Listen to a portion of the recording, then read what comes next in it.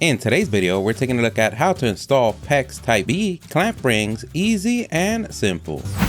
This is so easy, anyone could do everything that we use on the video. We're going to leave a link on the description. Don't forget to like the video and subscribe. That does help us out a lot. Thank you. So you woke up today and said to yourself, oh nice, it's raining. You looked out the window and noticed it's not. You just realized that today is a plumbing day. Don't worry, here at the StatUpBox team, we've got your back. A few blocks away, a train ride, a bus stop, but a back is a back. Clamp rings, also known as cinch clamps or stainless steel clamp rings, are metal bands used to secure PEX tubing, typically PEX Type B, to barbed fittings. They are tightened using a cinch tool, which compresses the ring around the tubing to create a strong, leak-proof connection. In this particular case, we're using the iCrimp PEX pipe clamping crimping tool kit, which already comes with stainless steel clamps. In this particular case, it comes with 20 pieces of 1/2 inch and 10 pieces of 3/4 of an inch. You also get a pipe cutter and most importantly, a ratcheting cinch tool. The great thing about this particular tool is a 2-for-1. Not only does it crimp the clamp ring, but it also can remove the clamp ring by cutting it. And this is easy to do. If you notice right in front of the tool, you have to the right side a red dot. When positioned in the number 1, it means the tool can be used to crimp the clamp ring. But if we switch it to the number 2, then it can be used to cut the crimp, therefore giving you the ability to remove the clamp ring. And what you basically do is unlock the mechanism from the back, push in the turning knob, then from the front side we twist the square until our desired number. We press it back in place, turn the tool around and lock it in place. And now that you finish pressing some buttons, the two essential things that you're going to need for this project are first the clamp rings, and what you want to verify is that you have the correct size according to your pipe size. So if you have 3/4 of an inch piping, then you want a clamp ring which is 3/4 in size. And you can usually find the size of the tubing looking at the markings on the tubing itself. And in our particular case, we're using 3/4 of an inch PEX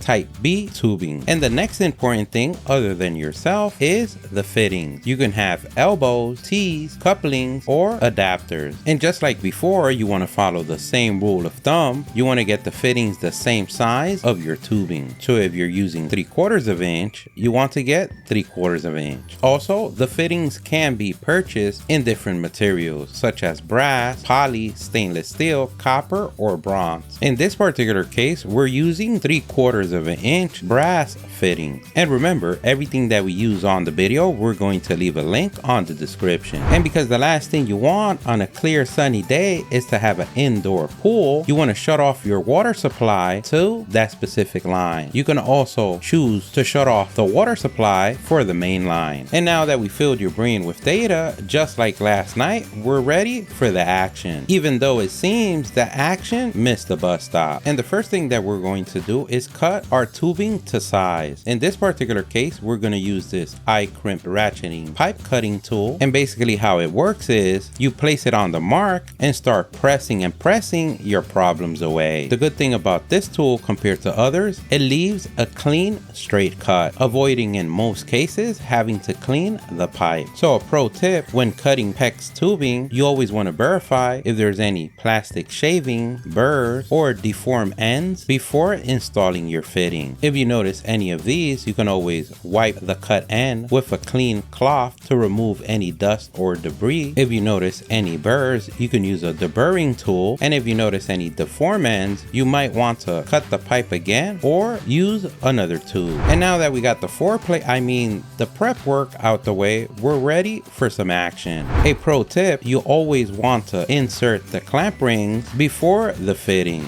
And that is a pro tip. So we go ahead and insert our stainless steel clamp rings on each tube, then we can insert our fitting of choice. In this particular case, we're using a 3/4 of an inch brass coupling, but remember, any fitting that you use, the technique will be the same. And you're basically going to push the fitting all the way in until it stops. If you notice on this brass fitting, you're going to notice a ring that doesn't let the tubing pass that part. When using poly fitting, you're going to notice it has like a tab that doesn't let the tubing pass that part. And now now comes the most important part of the whole video, and that is the final resting place location for your clamp ring. And according to the manufacturer, you should place your clamp ring over the tubing, position about 1/8 to 1/4 of an inch from the end of the pipe, and this is directly over the barbed section of the fitting. So that means you can place your mark at the 1/8 of an inch mark, or at the most 1/4 of an inch from the end of the pipe, or anywhere in between. In this particular case, we're choosing 1/8. So now that you measured your stick, now that you placed the mark on the tubing and placed your clamp ring in position, we're ready to start crimping. We first want to make sure that our crimping tool is set to the number 1. Then we want to open our crimping tool all the way. Then we place the cinch tool's jaws around the raised tab of the clamp ring, and then we proceed using your beautiful strong Hulk hands and squeeze the tool's handles firmly. So yelling thunder, thunder, and squeezing as a pro tip is the way to go. And remember, any strength roar that you use, we don't judge. We know you got this. Once we inspect the connection, we make sure that the clamp is evenly compressed with no gaps or looseness. We're ready to crimp the other side. We're going to use the same technique as before. We're going to yell so our neighbors can hear us, letting them know that there's an apex predator next door, which is your spouse.